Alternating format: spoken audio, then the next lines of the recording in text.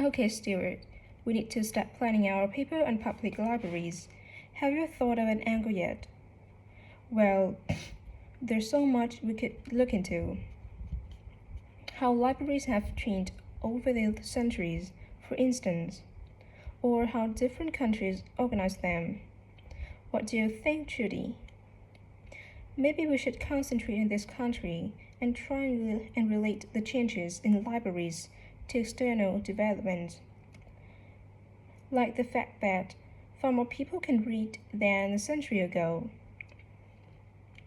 and that the local population may speak lots of different languages. We could include something about changes in the source of funding too. Yes, but remember we are only supposed to write a short paper, so it's probably best if we don't go into funding in any detail. Right. Well, shall we just brainstorm a few ideas to get started? Okay, we obviously need to look at the impact of new technology, particularly in the internet. Now that lots of books have been digitalized, people can access them from their own computers at home. And if everyone did that, libraries would be obsolete. Yes. But the digitalized books that are available online for free are mostly out of copyright, aren't they? And copyright in this country lasts for 70 years after the author dies. So you won't find the latest bestseller or up to date information. There's an important point. Anyway, I find it hard to concentrate when I'm reading a long text on a screen. I much rather read a physical book, and it takes longer to read on the screen. Oh, I prefer it. I suppose it's just a personal preference. I expect that libraries will go on evolving in the next few years. Some have already become centers when community activities take place, like local clubs meeting there. I think that will be I think that will become even more common. I'd like to think so, and that they will still be serving the traditional function, but I'm not so sure. There are there are financial implications after all. What I'm afraid will happen is that books and magazines will all disappear, and there will just be rows and rows of computers of computers. They won't look anything like the libraries we're used to. Well, we'll see. I've just had an idea. Why don't we make an in-depth study of our local public library as background to our paper?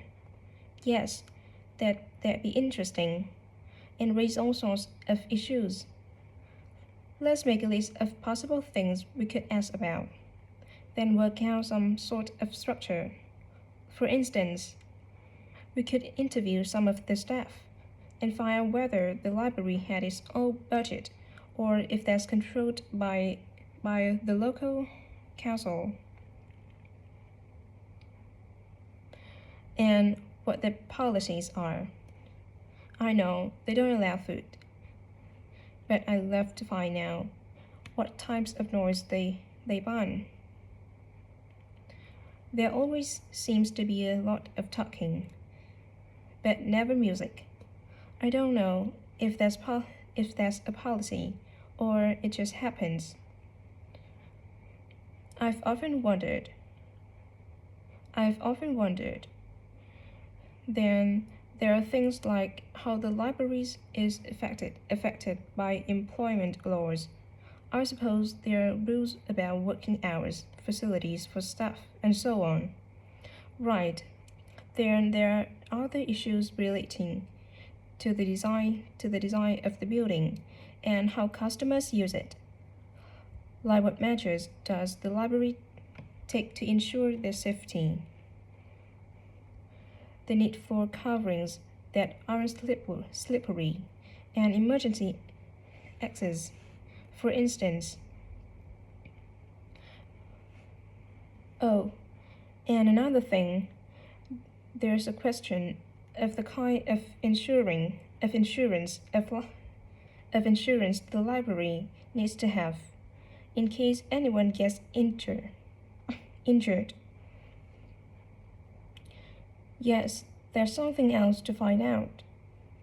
You know something I've often wondered.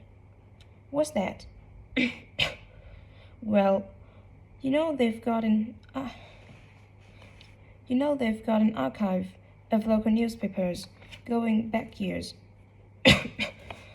Well, well, next to it, they've got a diary of a well-known politician from the late 19th century. I wonder why it's there. Do you know what his connection was with this area? No idea. Let's add it to our list of things to find out. Oh, I've just thought. People might ask in the library about local organizations like sports clubs.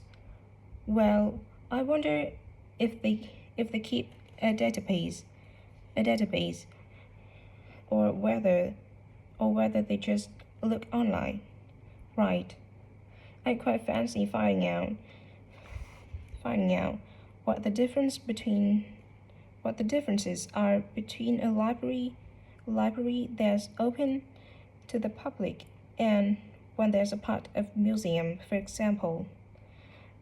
They must be very different.